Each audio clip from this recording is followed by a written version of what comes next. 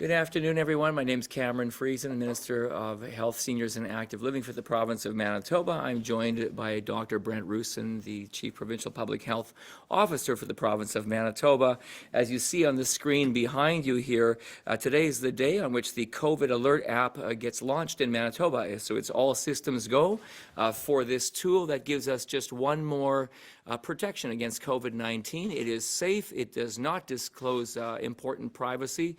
It guards that privacy for you, and then it is able to send alerts to individuals who load the app if they come in contact with people who were tested positive for COVID-19. So I know that many Manitobans have been waiting for that day, and today it is here. And I have loaded the app on my phone, so it's all systems go on my phone, and I would encourage all Manitobans today, either if you are an iOS user or Android, to get that app loaded so that you can have that additional protection. Also, we just came from Portage-la Prairie, where we were able to today announce that Manitoba has opened its 6th rapid access to addictions medicine clinic in the province of Manitoba. And today we heard as well that during COVID-19, it is very important to be continuing to invest in mental health and addictions. This is a very difficult time for many Manitobans. All of us are impacted by this global pandemic, and our government is pleased to be making these enhancements for Manitobans struggling with addictions. My last update for you is that I just passed 1181 Portage Avenue on my way back to the legislature. The reason I mention that is the site of Manitoba's newest mobile testing site for Manitobans who need to get a test, screening for COVID-19.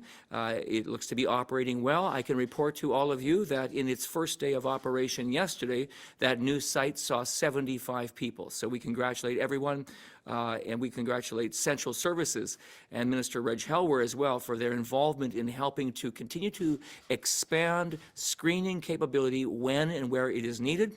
There are more mobile testing sites coming to Winnipeg over the coming weeks, and there are also these same sites that will be expanded throughout the province in Dauphin, in Brandon, in Portage-la Prairie, in Winkler, Manitoba. This is just another important way in which our government is placing great importance on the safety of all Manitobans. Thanks, everyone. Over to Brent Roussin for the daily briefing. Thank you, Minister. Afternoon. Current 5-day test positivity rate is 2.1%. There are 36 new cases of the virus identified as 9:30 a.m. Today, bringing our total number of cases in Manitoba to 2,029. 2 new cases Interlake Eastern, 4 cases in Prairie Mountain Health, 2 cases in Southern Health, and 28 cases in Winnipeg. We have 621 active cases with 1,388 individuals recovered, 15 people in hospital, 7 of which are in intensive care, and the current number of deaths related to COVID-19 is at 20.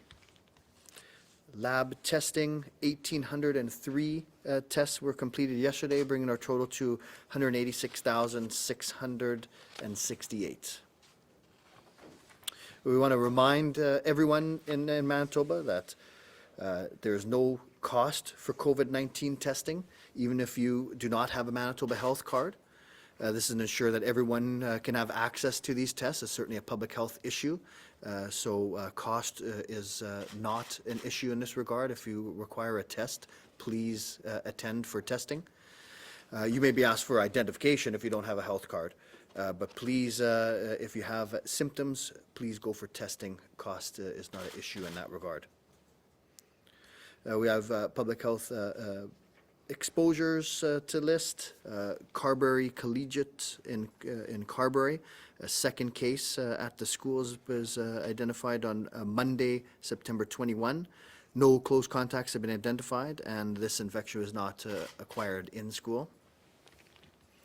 Public is being advised of a possible exposure at Subway, 200 First Avenue, Carberry, September 26th at approximately 8 a.m. to 1 p.m.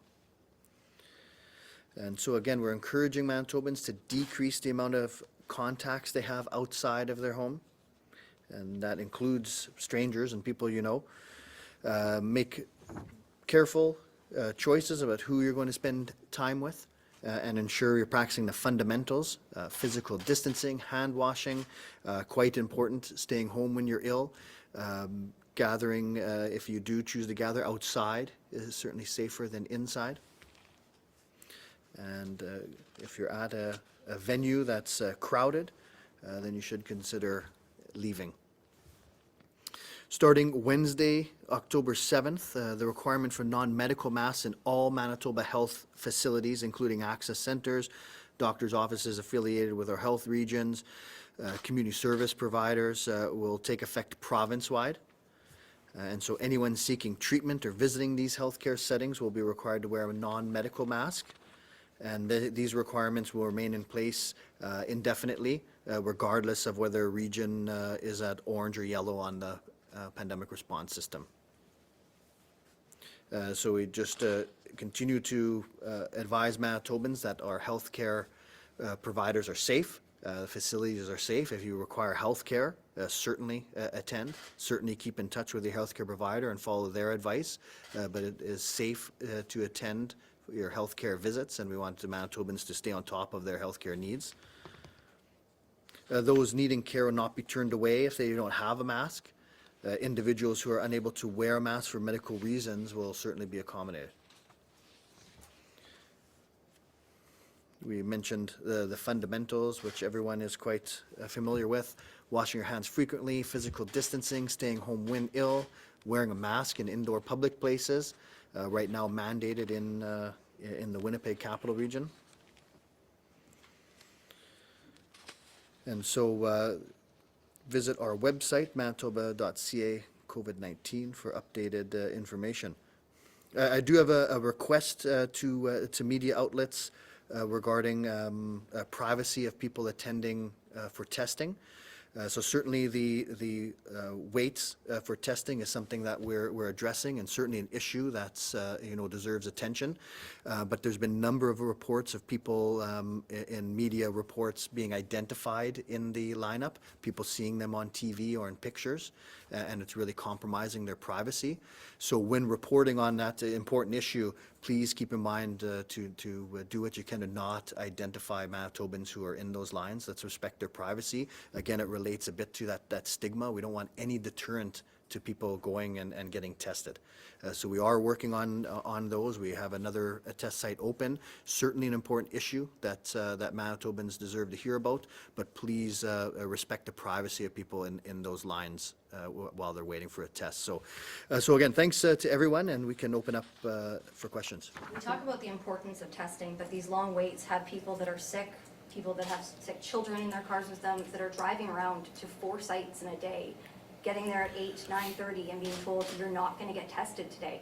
How are you encouraging people to go out when by 9:30 in the morning they're told you have no luck today? Well, it's really important. It's definitely an important issue, and so we are addressing it. I think that it's vital. In saying that, we're getting a lot of tests done, right? You look at our testing numbers, we are doing a lot of testing right now in Winnipeg and Manitoba. So we are getting a lot of tests done. We absolutely want to improve it, and you just heard that there's already a step in that, and there's further steps coming. So definitely it's something we're working on. Only does capacity, we were told yesterday, of 80 people. That's a drop in the bucket. That's just the preliminary setting of it, right? So the plans are to be able to dramatically increase the capacity in this. Well, I don't know the specific site, but overall, it's a significant improvement in the amount of tests we can go. I don't know if I have a specific number for that, but it is that plan. I think they opened up, wanted to open up as quick as they can. So as they open up now, the capacity is just limited as they're getting their processes in place. But on that note, can you explain why then it's taking, like we in this room began asking you about these delays about 3 weeks ago when the public started really complaining. In March, in April, there was a rapid ramping up really quickly of sampling, swabbing capacity. Can you explain in greater detail what the technical difficulty has been in adding these additional swabbing sites? Yeah, well, so you remember, you're right, things got ramped up early on there, but actually the numbers, when we were talking about 300, 400 tests a day, right, that was a big improvement for us back then. We're doing over 2,000 tests on some days now, so we have improved that over time.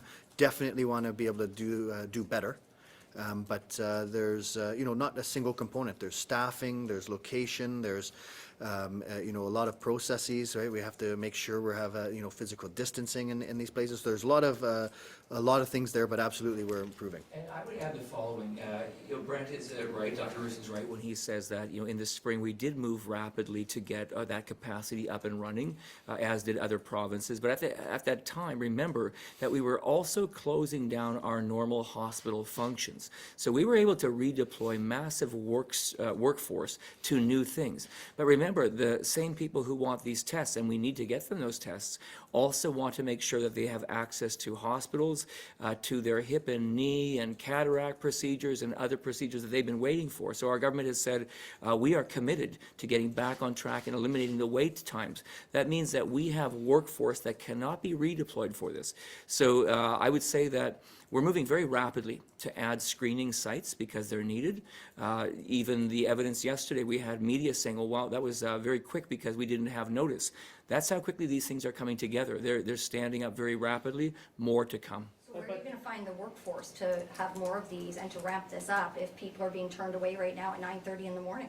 Yeah. So there's lots of work underway to be able to see where are we able to borrow workforce from our current conventional healthcare system. Who is that workforce that we need to be undertaking specific jobs at these sites, at these screening sites.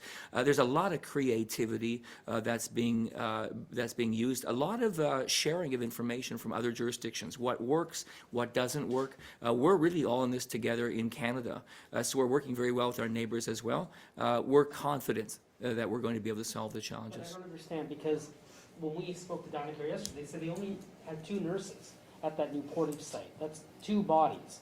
So the theory is that your government is reluctant to hire additional public sector workers for this task. Can you put that to rest in this case? Yes, we're very, very interested in hiring public sector workers. As a matter of fact, just yesterday, I was on the phone talking with various nurse associations, and we were talking about the fact that if there are people on the sidelines, let's say retired nurses, who want to come back into the workforce, we're trying to facilitate that and work cooperatively to do it. But it only takes 2 people to staff on the swabbing side, because I understand it requires a nurse to do the actual nasopharyngeal swab.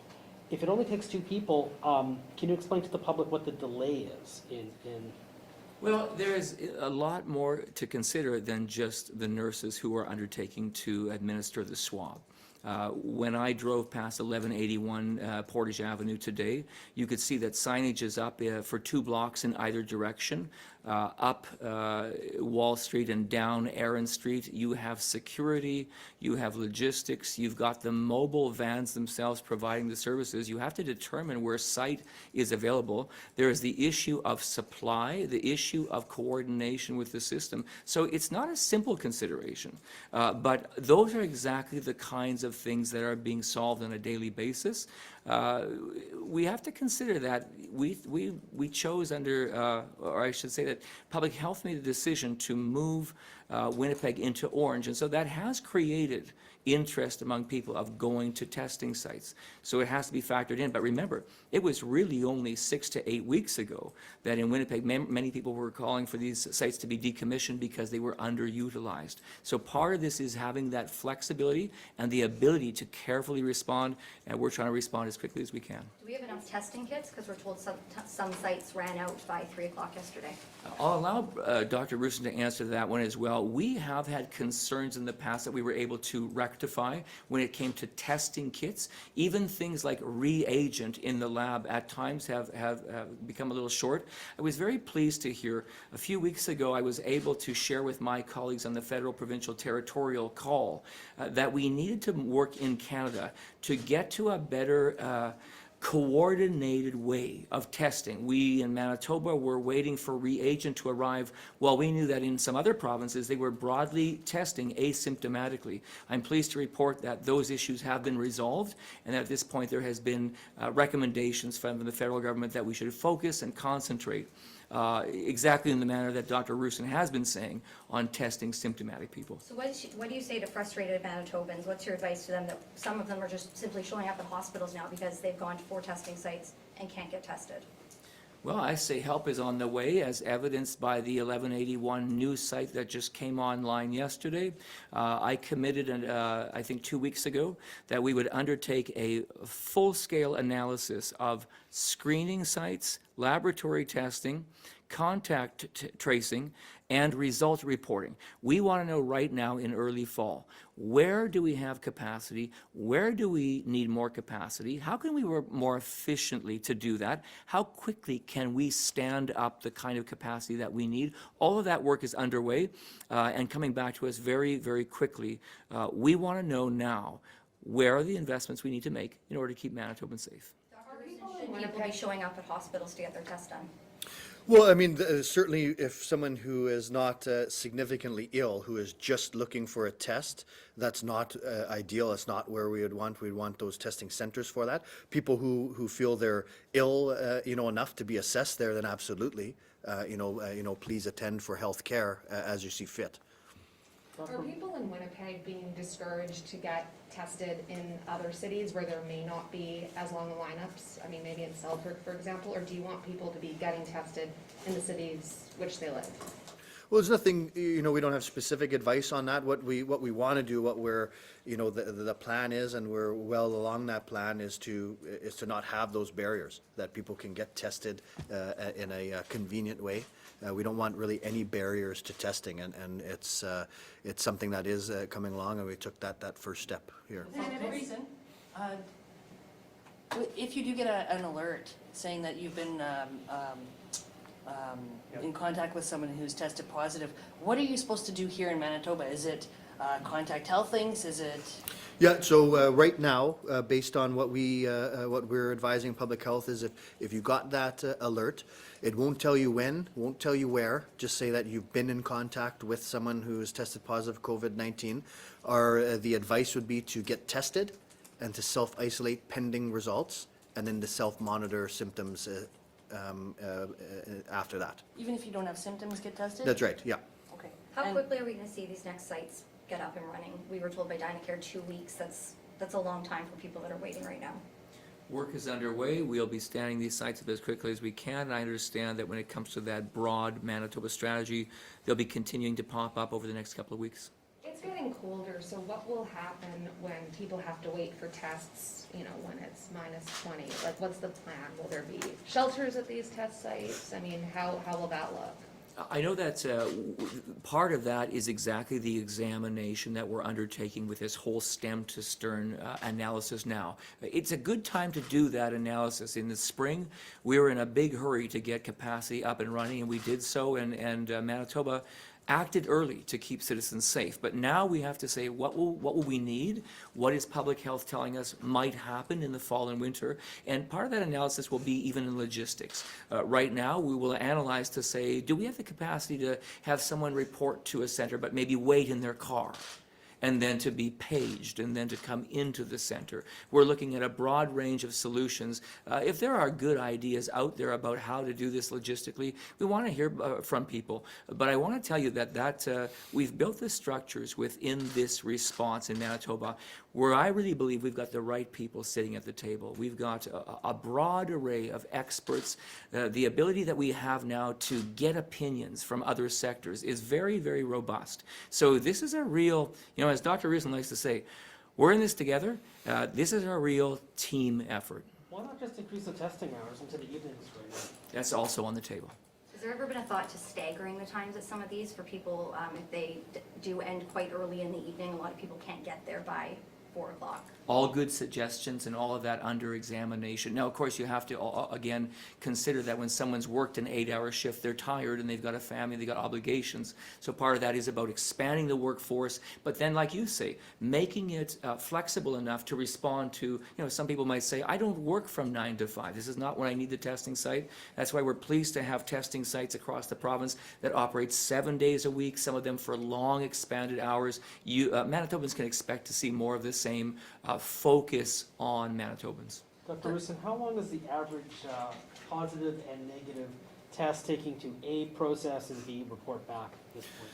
Yeah, so the overall test turnaround time is under 60 hours right now for the vast majority.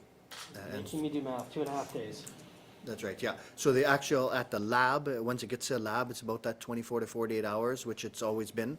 And then the total turnaround time, I believe, last I checked was 56 hours for the total turnaround time. Dr. Roussin, last week you talked about when you were giving examples of why the virus is spreading in Winnipeg so rapidly, and you were talking about an individual who had 36 contacts who was symptomatic. Has there been any follow-up to see how many people were infected by this person, how many positive tests came out of that? Well, there is, like we keep track of that. We don't, if there's a cluster around a single place or workplace with public exposures, we'll update people like in schools and things like this. For this one here, we're not, reporting on all these events. But what we know is that 14% of all contacts on average will develop COVID-19. We know that there's a large variability to that. But yeah, so we're definitely seeing in that 20 to 29 age group is propagating the transmission of the virus right now in Winnipeg. And a lot of that is associated with the restaurant, the bar sector, which we're actively working with right now. So you know how many people this one individual example infected? I don't know. Oh, you don't know. Yeah, like the region would be investigating that. And is there any more thought going into how to target the message more appropriately, or to get the message out in a different medium or a different message, or is there any sort of plans for targeting that specific So group? short in the answer, behavior? yes. There is a lot of thought and preparation going into how to convey this message, but it's a wide array of strategies, including enforcement, but also including engagement. And so even now, as Dr. Roussin said, the government and public health has reached out to industry and these sectoral groups to say, look, this is a problem. Please be part of the solution. And I'm told that engagement has been very positive, and that there will be something to report very soon on potential changes that are additionally designed to protect both clientele, workforce, and respond to the concerns that public health is raising. So there's no media plan of attack to target 20-somethings? There may be. Speaking How is the, of engagement, how are you gonna convince 60% of Manitobans to use the Alert app? That's a very good question. I would say this, we've been told by some groups that an app such as the COVID Alert app really only becomes useful demographically when a minimum of 60% of people have downloaded the app. I've heard numbers as high as 70 and 80%. This is a challenge. I would invite people who are skeptical to do the following. Go to the app site and load the app, and before you turn it on, it goes through a series of disclosures, and it provides good information about what the app does and what it doesn't do. This is not a GPS locator beacon. This does not allow the government to store information. Nothing in your device can be gleaned or loaded from this. This simply works on a device-to-device basis that is designed to not signal the government of a contact, but signal the user. So I know that one of the challenges to your question, one of the challenges will be apprehension of people. You will have some people saying, I don't know if this is safe. I think that in this case, we've got a very useful tool, one additional tool in our arsenal to fight COVID-19, but Canadians need to decide for themselves if they've got a comfort level to use it. I would suggest, from what I've seen and the kind of disclosures that the federal government has given, because of Health Canada has built this, that people have every reason to be confident in this tool. will there be some sort of public ad campaign to encourage people to use it? And does the province have a way of tracking how many people have signed up or downloaded the app? We would have to check into that. Dr. Roussin might have other information to know how we're tracking utilization. Yeah, well, I believe we'll be able to know how many Manitobans have downloaded the app. And just, speaking about the privacy, people who are listed as contacts through the app, no one, including public health, gets notified of that. only the individual gets notified of that. So public health won't have the ability to follow up with these contacts. We're not informed of it. It's only to that particular person's phone. And so very confidential, and again, just an added tool to the many that we're using right now. Thank you, Doctor. We're going to take a couple of calls off the phone now. First up from City News is Jonas. Good afternoon, gentlemen. First question for Dr. Roussin. Dr. Roussin, with the new COVID Alert app, can you just outline the benefits to you, to public health, and you know, why this is so important for Manitoba to have? Yeah, so this is, again, an added benefit. This isn't going to replace or even reduce public health's contact tracing requirements. This will allow contacts of cases that may not have been aware that they've been in close contact with them, that public health may not have been able to reach, to be aware that they've been in contact with an infectious person, provide some advice to get tested, to self-isolate pending results, and then to self-monitor from there. So it's just, again, that added tool that the more people who have this, the more exposures that will be picked up, and the more contacts being identified. Many thanks. And for a follow-up, I hope folks don't mind, I just want to ask Mr. Friesen about a separate topic on the opioid lawsuit that's been launched this morning. Can you explain from the province's perspective this motion, this lawsuit, and what you're hoping to recover? So this is a lawsuit that is actually commenced by the province of British Columbia, and then in accordance with British Columbia law, I believe in this case that provinces are deemed to have signed on to this suit unless they indicate otherwise. So in this case, Manitoba is demonstrating today, signaling its intent to have standing on this court challenge. We all know the tremendous devastation that opioids and other substances have had in our population, destroying lives, destroying families. We are aware in the United States of various suits, including class action suits. Today's action undertaken by the Minister of Justice indicates that Manitoba is serious about recouping losses and being able to apply any amounts into our healthcare system. From the Brandon Sun, Emily. Hi there. My first question is for Dr. Roussin, and I'm just wondering if we could get an update about the situation in a number of care homes where outbreaks had been declared and the care homes had been raised to level red. I know a couple of them are in Brandon, but some of them are in other places too. Okay, yeah, so I do have some updates on that. So if we talk about Bethesda Place Personal Care Home, that's at 19 total cases, 11 staff and 8 residents, and that's where we had 4 fatalities. There's 19 confirmed cases at Parkview Place, which is 3 staff and 16 residents, where there had been 1 confirmed fatality. 4 confirmed cases at Maplewood Manor, which are all staff. There's 8 confirmed cases at Heritage Lodge Personal Care Home, and that is residents. There was an outbreak declared at Calvary Place Personal Care Home, and we're still waiting on details on that. And there's been no change to other outbreaks. And so, yeah. Yeah, just to follow up. So looking at, there were a few care homes in Brandon. If there's been no changes, does that mean that those places are still under code red and that there are still active cases at those care homes? No, it doesn't mean that. It could mean that there are no further. So Hillcrest Personal Care Home, all cases are recovered. There was 2 staff and 2 residents, but we're not 2 incubation periods from the last case. And the same thing with Fairview Personal Care Home.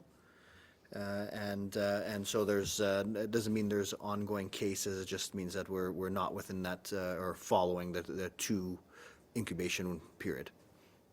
From CJOB, Clay. Good afternoon, gentlemen. We were out interviewing some people in the lineups at some of the testing sites. I would promised I would pass on a couple of things. Some women, some women indicated they were with their young children, sort of back in the line. A couple of them had infants in strollers. They were suggesting, why can't there be like a separate line for people in that situation? You know, single women with their young children and carrying their infants. Is that doable? Is that something that's being looked at? Yeah, I mean, I think that we're looking at all avenues right now to increase access, and certainly to there's certain populations. There's some vulnerabilities that we have to take in consideration. So, I don't think there's anything there that would be off the table. But we are looking at that overall approach, which would probably include certain things like that. Okay. The follow-up is again regarding the lineups at testing. And maybe this has been asked before, but people are saying there needs to be more drive-through testing sites. Especially, it was quite chilly this morning, and they're talking about, what's going to happen when winter starts setting in. I'll just speak to that. Thank you, Clay, for the question. Yes, drive-through sites are essential. I can tell you that the government is undertaking to assess where in Manitoba we have partners where we could use facilities that would include the ability to test indoors. We're all Manitobans, so we all know that it might be a beautiful, early October day today, but it's going to look a lot different on November the 1st or December the 1st. So that work is underway as well to assess where we either own or have access to or could lease space that would allow us to do indoor testing. From the Winnipeg Sun, Scott. Good afternoon to both of you. Scott Billick, Winnipeg Sun. I'm trying to understand how we're at a point in this pandemic. We're about 7 months into it now. Dr. Roussin had talked earlier in the summer about having to prepare for the fall, and yet it doesn't seem, based on the wait times, that we're prepared. With all this time that you've had to prepare for the fall, why are wait times as bad as they are, given all that time?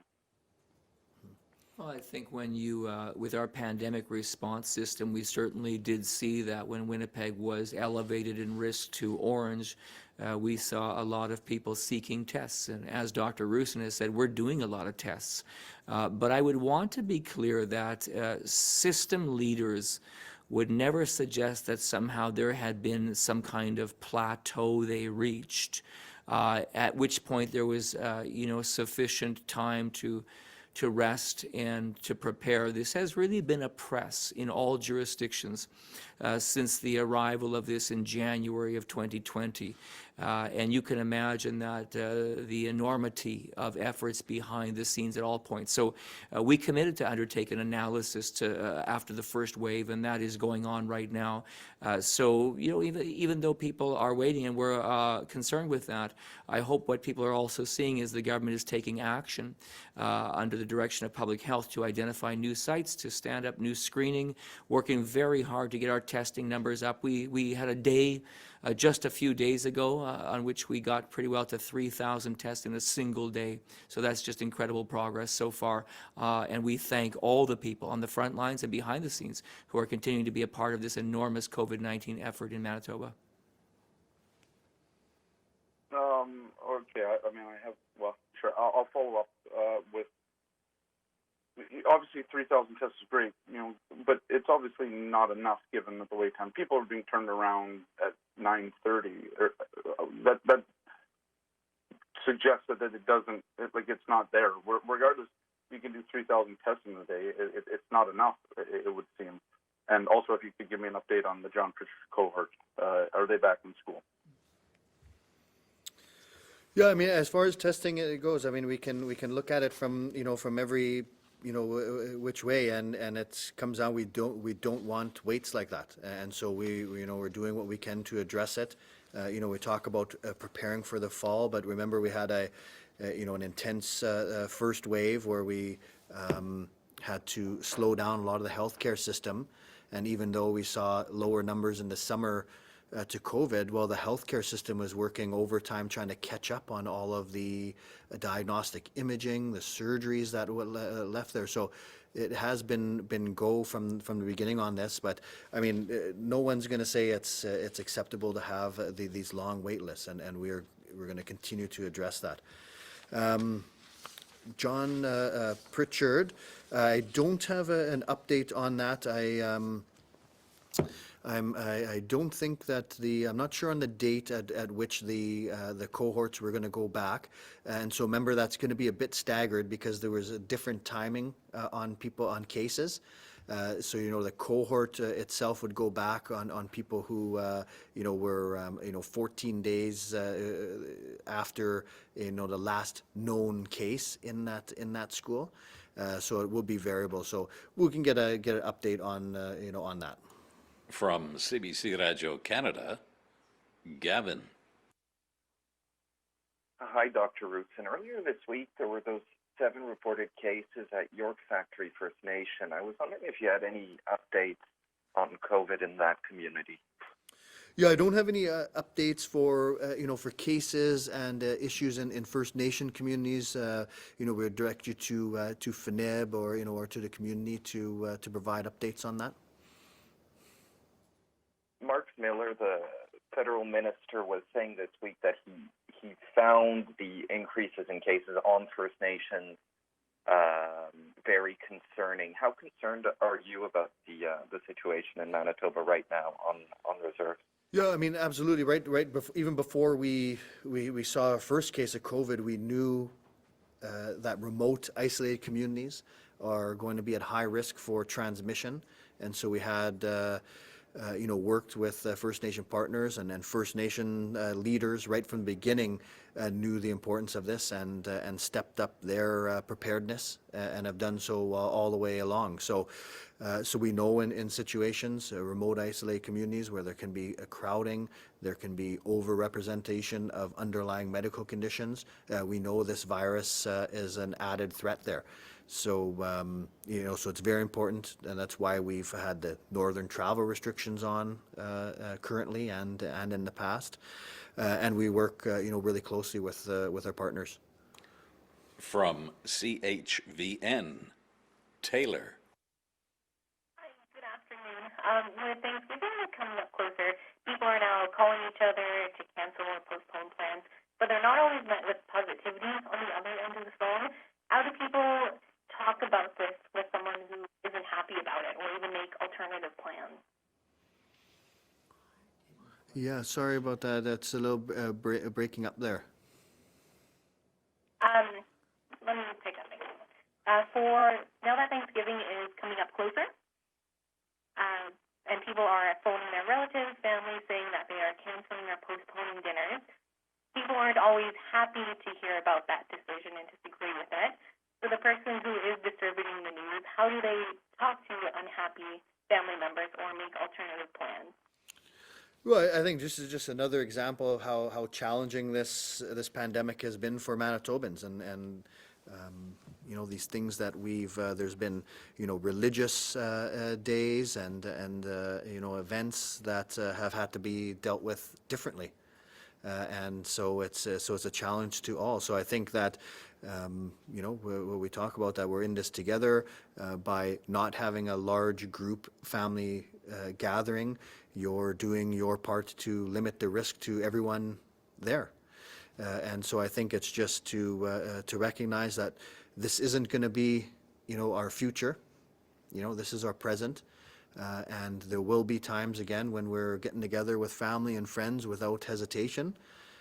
But right now, this second wave of COVID, this upcoming respiratory season, we need to take extra care. And I've also been getting a couple questions when it comes to worship gatherings.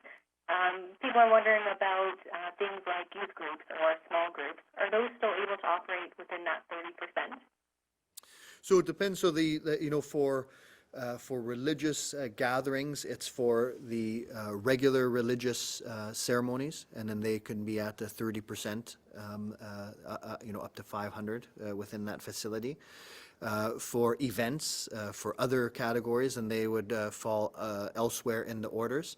And if they're not covered elsewhere in the orders, then they're in the group of 10. Thank you. Time for just a couple more questions from the floor. Dr. Roussin, can you clarify this October 7th healthcare directive? Does that apply for pharmacies too?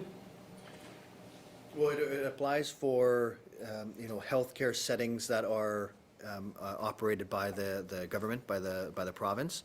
So if that pharmacy is in a facility like that, then yes. Okay, and it was the John Pritchard cluster number. Do you have an updated number of cases associated? No, I didn't. I don't have that with me today. Ontario's just updated their screening guidelines for schools and daycare, so kids with one symptom, which is not cough, fever, loss of taste or smell, can now go back to school after 24 hours without requiring a test. Are we looking at doing something similar here? We are looking at that for mild symptoms now. So right now it would usually trigger a test and pending results. For right now, and probably as early as next week, our screening tool will include a mild symptom, a single mild symptom to observe for 24 hours. If it progresses or other symptoms develop, then it goes back to testing and isolating. If it was, say, gone, then no, you would be able to return. And as we're going into flu season, are flu shots still going to be happening in schools, and same with vaccinations, or is that going to change this year? Well, we do, school-based immunization programs are a large public health intervention. That's all dealt with through the regions, the regional public health, so I can't speak to the specifics in each region, but certainly flu vaccination, right, where we're going to see very likely both COVID-19 and influenza as well as other respiratory viruses circulating at the same time. So we need Manitobans more than ever to get that flu shot, to keep influenza out of our hospitals and ICUs, and to protect the people around you. Dr. Roussin, how many tests a day would we have to do to suppress the virus rather than just mitigate it? Like if you had all the resources in the world, how many tests a day would work to get it down quick? Yeah, it's a real good question, and it's not really a question of testing. So we have a virus such as this coronavirus, a zoonotic virus like this. You can't really have a goal of eradication or elimination. It just isn't possible. It's about controlling it, limiting the mortality and morbidity, limiting hospital admissions, protecting vulnerable people. But in a pandemic with a virus such as this, the goal can't be elimination or eradication because it's just not possible. So although it's zoonotic, it is in other jurisdictions been observed to be mutating. In some cases, there's suggestions it's more virulent and less deadly. Are we seeing that here in Manitoba? Well, we're not seeing. We're certainly seeing in the second wave of a much less admission rate than what we saw in the first wave. That could be, on a number of issues there. The younger cohort, which we know just have less, less severe outcomes. We're doing far more testing, so we might be picking up on many more very mild disease. So a change in the virus properties itself is a possibility, but we certainly can't conclude that. So even if we could do 6,000 tests a day and people didn't have to wait and everyone just sort of sailed through the lineups, if we had unlimited capacity, would that make a difference? Like how soon could we get the numbers back down to? I mean, this is hypothetical, right? It's really hard to know that. Certainly, we want people who are symptomatic to stay home when they're ill, with or without a test, right? And this is going to be important when we get to respiratory virus season. Even a negative test for COVID and you spread another respiratory virus, that's more people who are going to now have to wait and get tested for COVID. So so the testing is we want to be able to test all symptomatic people, and then we want to be finding cases early, isolating them, and then doing that contact investigation. But with a virus like this, the goal is to limit the severe outcomes, limit the impact on the disruption of society, but it can't be to eradicate this virus. We're not going to eradicate this virus. It's been 2 weeks since school started and a few days.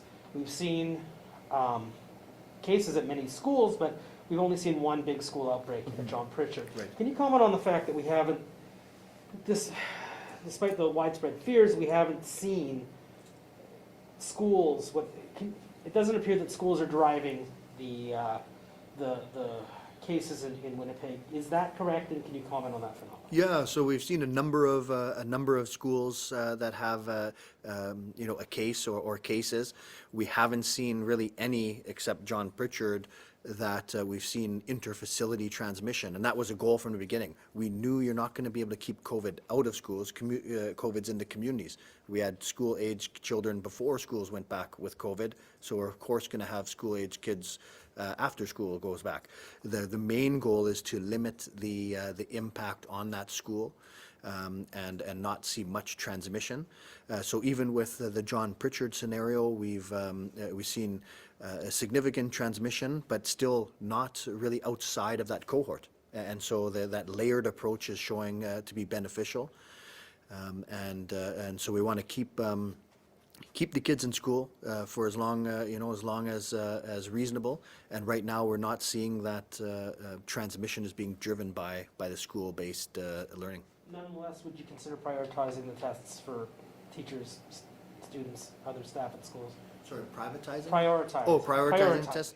So the prioritizing of tests is is a challenge. The way we run our testing with a pooled sample to really be able to work with that relatively limited reagent. Right, it's certainly a finite resource, that reagent, worldwide.